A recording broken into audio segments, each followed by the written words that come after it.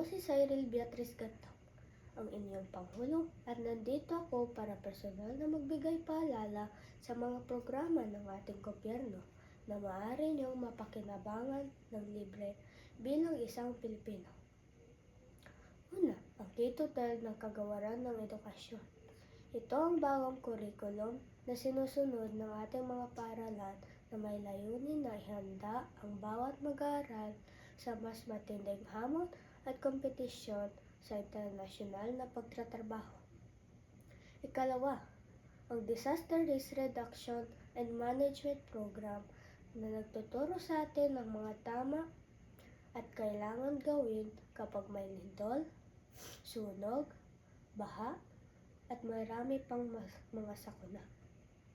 Ikatlo, ang ating TESDA. Layunin ng programang ito na paunlarin ang teknikal at mga kasanayan ng bawat manggagawang Pilipino. Maaari kayong matuto ayon sa inyong kailangan o kagustuhan. Maaari kayong matutong magluto, magkumpuni, manahi, at marami pang iba. At ang isa sa mga napapakinabangan ng marami, ang Malasakit Center ng Kagawaran ng Pangkalusugan. Layunin ng programang ito na tulungan ang mahihirap nating mamamayan na makapagpagamot ng libre at hindi mahihirapan sa pagproproseso ng mga papeles dahil may mga nakatalagang lugar at mga tao sa bawat ospital.